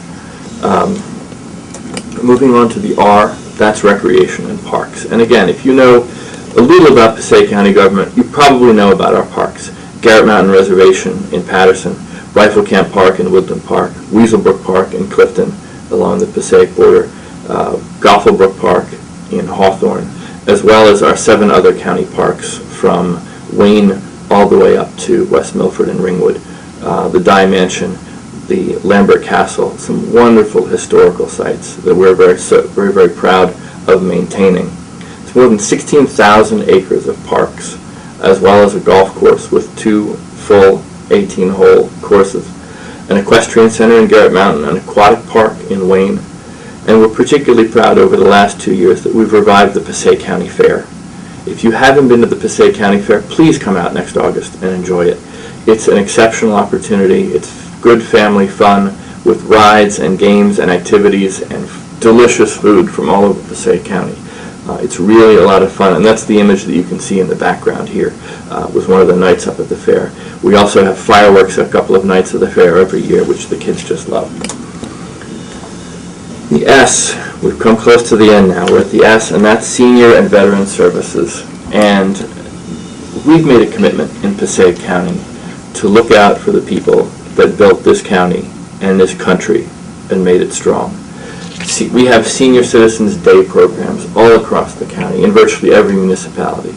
We maintain Camp Hope up in West Milford, which is a destination not only for children from all over the county throughout the summer, but all year round for senior citizens to go up and enjoy a day out in nature, walk the trails, enjoy the buildings. If it's warm enough, take a swim in the pool or enjoy the spray park, although I think that's more the kids than the seniors. We have a Senior Citizen ID card program. Our Office of Weatherization and Home Energy Assistance can also help you paying the PSE&G bill and also get you the weatherization that your home may need to be more energy efficient. We've got folks that come out, look at your energy needs, do an audit, do the caulking or the restripping or whatever might help you save more money and be more environmentally conscious with respect to your own home. We also operate Meals on Wheels, which is such an important program. It's for folks who can't get out. It brings them healthy, hot meals every day. And it's also a really important point of contact for a lot of senior citizens. I was speaking to one of our Meals on Wheels drivers a couple of weeks ago, and he let me know about somebody who remarked that he was the only person that she saw most days. So that Meals on Wheels driver is a point of contact, and it's the person who will know if somebody needs help, if somebody's in distress. We think that's so important, and we're so proud of the Meals on Wheels program. Passaic County is also one of the only counties to have a veterans coordinator. John Harris is a Vietnam combat veteran, but more important, he's an advocate for every veteran in Passaic County, whether it's a new veteran of Iraq or Afghanistan who's trying to get access to their VA benefits, or whether, as happened last year, it was a World War II veteran who'd waited more than 65 years for the Purple Heart that he earned. John looked out for those folks. John looks out for all of our veterans. That's an important thing that Passaic County does, and it's something that we're proud of. All of these services together make Passaic County what's called an ADRC, an Aging and Disability Resource Connection. That's a designation nationally that says that if you need issues with aging, with disability, Passaic County is a point of contact, and Passaic County is a resource and information source for what you may need to know. There's one more S I'm going to share, and I know there's not two S's at the end of freeholders, but one of the things that I think is important as people try to understand county government is to understand that because of the scale that we can do things at, and because we do represent 16 towns, more than 500,000 people, we can achieve savings through shared services and community involvement that are not easy to accomplish at the individual level. I mentioned earlier law enforcement, and there are good examples, particularly with the Sheriff's Office. We've got 16 towns in Passaic County, and some of them are huge, like Patterson and Passaic. Some of them are much smaller. Not every town needs its own crime scene lab. Not every town needs its own SWAT team. Not every town needs its own river and aquatic rescue equipment. That's expensive stuff. What we do at Passaic County is through the Sheriff's Office, those are available to all of our towns, whether it's Clifton or Ringwood or Totowa or West Milford. Police who need crime scene investigation and that special laboratory work that we all love to watch on television, that happens at the sheriff's level. So not every municipality has to have those trained staff and have those resources that, again, are so expensive. By doing that in one place for so many towns, we're able to save everybody money, and we're able to reduce the burden on individual municipalities and taxpayers as well. The same is true of SWAT, the Special Weapons and Tactics, and some of our other specialized sheriff's vehicles, like a mobile command center for law enforcement. That can go anywhere. That's part of a partnership with law enforcement in every municipality here in Passaic County. And I think it's a really good example. I think Passaic County Tech is another excellent example. Not every town in Passaic County could have an excellent, exceptional technical high school with all of these programs and this wonderful facility that's up there. But 16 towns together can, and that creates a wonderful opportunity for every kid from Passaic all the way up to West Milford and Ringwood. And talking about Passaic County Tech brings up another example of how Passaic County government can add value to our communities. Passaic County Tech has an athletic center with an indoor pool. Well, of course, Passaic County Tech's a high school. Folks are up there Monday through Friday. What we realized through our contact with the parents and families of kids affected by autism is that a lot of them had concerns about their children's safety around the pool and about the fact that it was difficult for children with those special needs to learn to swim. Well, we opened up the Passaic County Technical Institute Athletic Center on Saturday mornings for a swim team of kids with autism. I'm so proud that our clerk of the board, Louis Imhoff, is one of the people who goes up there and volunteers to teach these kids to swim. It's a facility that's there. It's available to the community. By making that connection, we're helping a lot of kids learn basic water safety. And sometimes there's that kid where swimming is what he really takes to, and it brings him out of his shell. And it's just a marvelous, marvelous thing to see, and it's something that we're very, very proud of. Those are examples of what I call economies of scale, or I guess I should say economists call economies of scale. At the scope of Passaic County, we can invest in things, whether it's parks or law enforcement or healthcare or Meals on Wheels, in ways that it's efficient, We can share services across counties, and I'll give you 2 examples. We provide Meals on Wheels not only for ourselves, but also for Sussex County. That helps relieve the burden on the Passaic County taxpayer. And when we closed our juvenile detention center a couple of years ago, shortly before I came on the freeholder board, we started sending those kids to the juvenile detention center down in Essex County in Newark. Now that had 2 important effects. First of all, the Newark facility is nationally renowned for the quality of restorative, recuperative, maybe those aren't the right words, the kind of care that those young people get to minimize their likelihood of recidivism, to maximize their educational outcome, their positive social outcomes. So we're sending kids from Passaic County who need that kind of custodial care to a place that does it really well. Second, and I think even more important for so many families here in Passaic County, is this. Because of that shared service arrangement and because of the distance to Essex County, we're sending fewer kids every month than the month before down into those facilities. Instead, our juvenile court is working with families to have intensive community supervision, to have kids getting the resources that they need while they stay in their own home. That keeps them out of the facility, it keeps them with their families, and it improves the outcomes as well. So not only did that save us $10 million by closing that facility, it's really improved the lives of the kids who are in the system, and it's something we're very, very proud of. Over the last 5 years, Passaic County has earned 4 consecutive upgrades in its credit rating. And Passaic County now has the highest credit rating in history, and that is a AA credit rating from Standard & Poor's. What that means is that when Passaic County does take on debt by doing what's called bonding, we do so at a much lower rate. Now, bonding or taking on debt is like what you may do to buy a house or to buy a car. By having a higher credit rating, just like you probably get a better mortgage rate or a better car loan rate if your credit rating is high than if your credit score is low. It's the same thing with us. We're saving $4 to $6 million a year just by refinancing old debt at our new, better rates. Plus, it gives us the opportunity to make those investments that Passaic County needs at minimal cost to the taxpayer. We're going to keep on staying vigilant with respect to the conservative financial budgeting that we do. We're going to watch that because that credit rating and those upgrades are really priceless for the residents of Passaic County and for what we are able to do. And we try and always make county resources available to communities.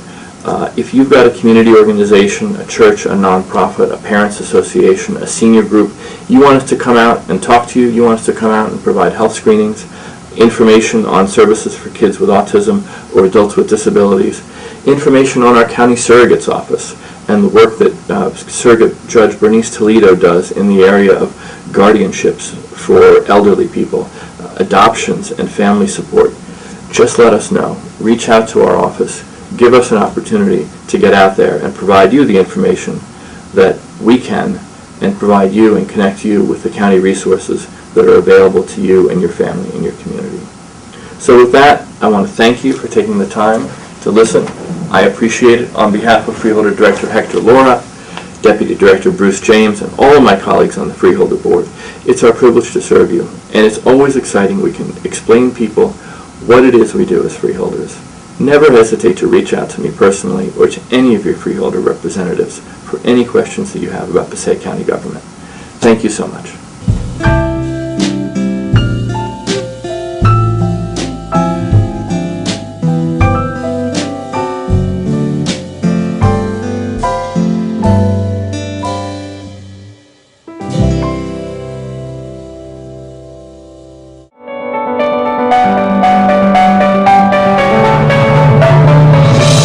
Passaic County is a diverse place with both cities and suburban areas contrasted with the scenic beauty of our very rural areas.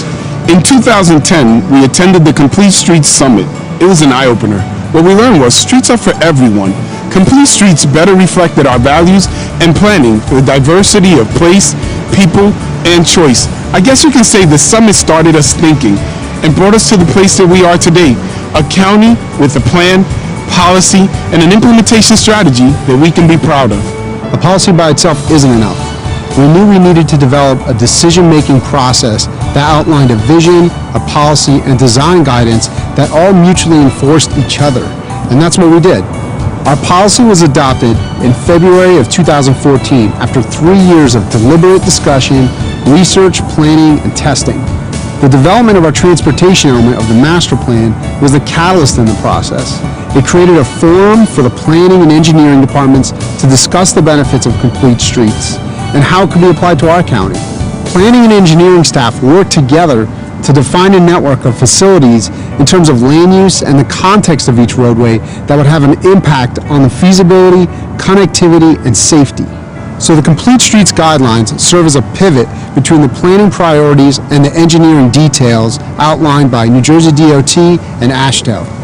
The policy was the final step in the process and has the distinction of being an implementation plan and not just a policy. The Complete Streets Guidelines are just that, guidelines on how we implement complete streets. The guidelines aren't handcuffs and don't prescribe how everything should be done. They provide context and a decision-making tool in designing complete streets. It's really simple. Instead of projects standing alone on their own, they're now implemented within a framework of projects that show us the big picture of how complete streets work. So ultimately, I feel like we put together a very clear policy and planning framework, but success for us is going to be measured by outcomes. And in order to have outcomes, you have to have implementation. Implementation of complete streets happens a few different ways and from a few different programs. We've made incredible progress through our resurfacing program. This is the low-hanging fruit that is inexpensive but very impactful. The way the resurfacing program works, we evaluate the roadway width and then decide under the Complete Streets Guidelines what treatments we can do to each road. Between 2012 and 2015, we've implemented over 100 miles of complete streets treatments, including 33 miles of shared roadways, 15 miles of bicycle lanes, 54 miles of traffic calming, and 8 miles of road diet. A road diet reduces the number of lanes dedicated to motor vehicles and provides that width for the exclusive use of pedestrians and bicyclists. Basically, our engineering isn't pro forma book value implementation. Judgment and really thinking about the vision and our transportation system comprehensively is how we approach things. I know that people have concerns about complete streets, such as liability and traffic impacts. However, we were very confident in those two aspects because as long as we followed the accepted engineering standards, liability is not an issue at all. And as long as we do the proper traffic studies to assess the impact on traffic, then that also is not an issue. It's a better way of doing things, and we think it's been great for the county. By authorizing a complete streets policy, we direct our planning and roads departments to incorporate these considerations into everything that they do, from major capital plans to annual restriping and resurfacing projects. The freeholders authorization also lets our municipalities know that we'll support and work with them to make complete streets a reality in every city and town. I'm proud that Passaic County has the most comprehensive complete streets policy in the state of New Jersey. It's something we've determined supports our communities, and it's something that we're going to support today and going forward.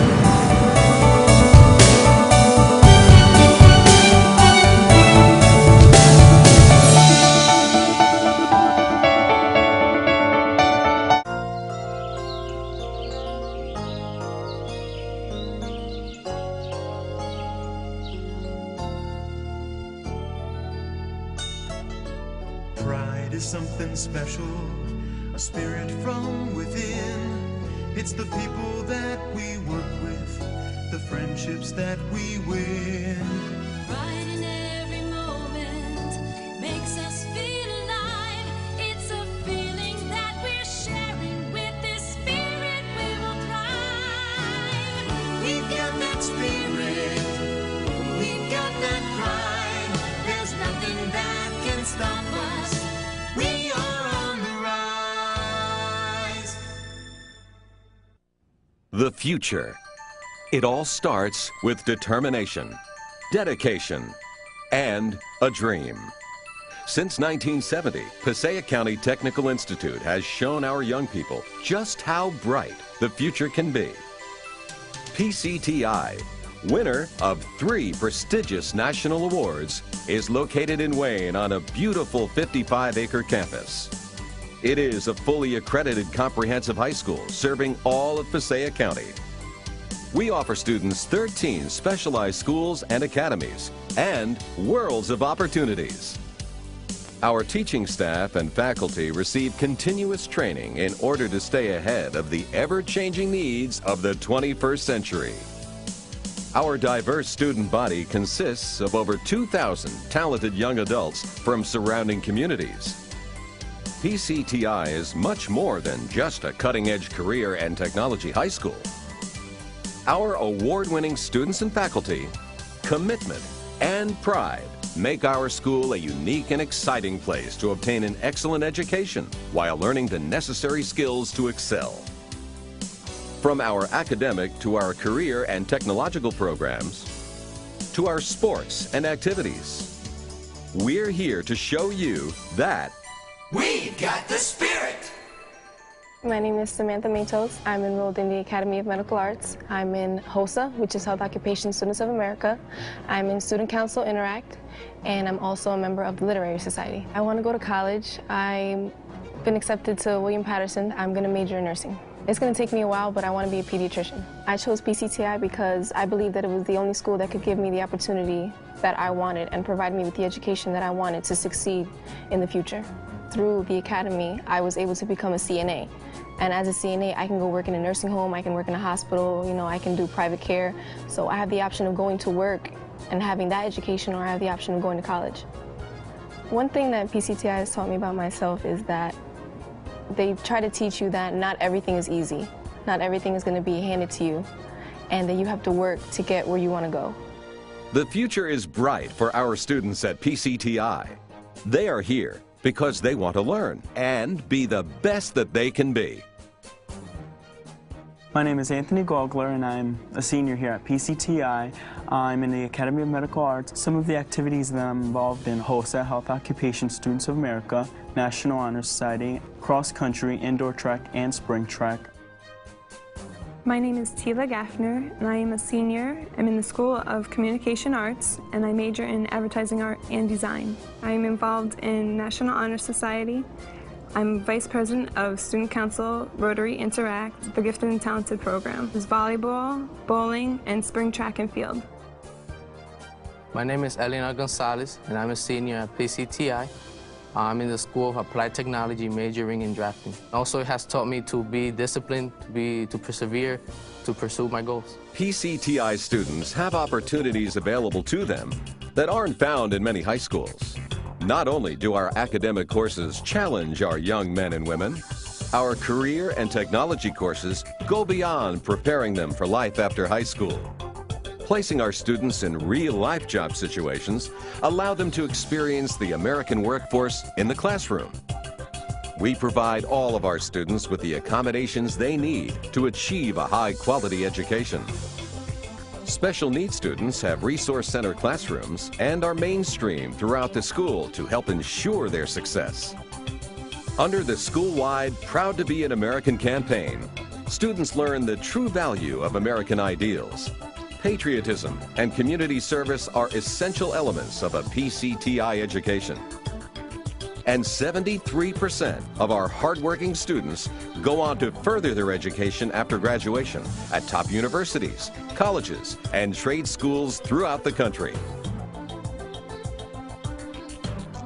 Going to school here is really like another home, another family environment. It's warm and friendly. It's a great place to be in. There's something for everybody in this school. PCTI presents worlds of opportunities to students. The opportunity to work with technologically advanced machines, such as the latest family of Pentium computers, and more than 1,650 other computers for our students. Our students receive hands-on experience right in the classroom from all 13 specialized schools and academies. In our ITV studio, students can even be linked up by a satellite in real time to places all over the world. Passaic County Technical Institute offers a variety of exciting courses.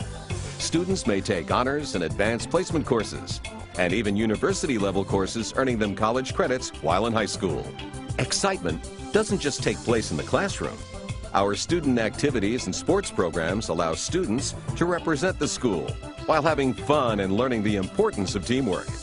From our state championship football programs and student government to our ROTC program, there's something for everyone at the home of the Bulldogs. My name is Dr. Sandra Ellis. I am a dentist and I have a private practice in Rochelle Park, New Jersey. High school is a major developmental component in shaping who we are and who we're going to be. PCTI helped me determine what career was going to give me the most fulfillment and enjoyment. I had an advantage going into dental school. While most others were embracing the field of dentistry for the first time, it almost seemed as if it was second nature. The opportunities to compete in the field of your choice and to test your skills greatly developed my motivation and what I wanted to do in life. I haven't seen anything like this before. You walk in, there's a bank, there's a restaurant. It keeps getting better and better.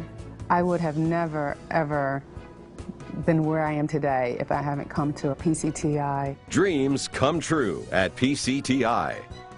Our teachers, our leaders. These are the people our students look to for help and simply look up to. At PCTI, our faculty and staff take great pride in guiding each student to graduation and beyond. I think that the instructors at PCTI are highly qualified and dedicated professionals who ensure quality education in their students. Really push you to the limit to do your best, and I really like that. The teachers at PCTI are devoted to their work, and they are always there to help you. They really care about you. I would definitely recommend PCTI to any student who is interested in attaining a quality education. Extensive training and dedication keep our teachers in touch and up to date with today's technology and demands. Being a teacher or staff member at PCTI means so much more than educating. Taking the time to be there for each and every student and to be a role model is an everyday part of the job. PCTI is ready to take all of our students to greater heights and achieve their ultimate dreams. My ultimate dream is to become a psychiatrist and open my own practice. I plan to open my own web design business someday. Get a master's in art therapy. My dream is to be on Broadway because I love to perform. My ultimate dream is to open my own automotive service shop. My ultimate dream is to become a certified public accountant because I like to work with people. My future plan is to pursue a career in drafting, either in the architectural or engineering field. To be an inspiring teacher. To become a financial analyst. I'm going to major in biology and then continue on to med school, ultimately becoming a plastic surgeon. To become a CEO in a big corporation. I want to become a pastry chef. My ultimate dream is to become an FBI agent dealing with terrorism and homeland security. To study musical theater. To be the owner of an upscale salon. I'd love to be a corporate lawyer. My ultimate dream is to open up my own business. I'd like to major in political science and eventually become a lawyer and at some point get involved in politics. Yesterday, the dream began. Today, the expansion is a reality. Tomorrow, our enrollment will increase as PCTI prepares to welcome an additional 1,000 students. Dreams definitely come true at PCTI. Many new and exciting changes continue to take place. But one thing that remains constant is that We got the spirit! for further information and answers to all your questions concerning Passaic County Technical Institute, call us at 973-790-6000. You can also visit us on the web at pcti.tec.nj.us.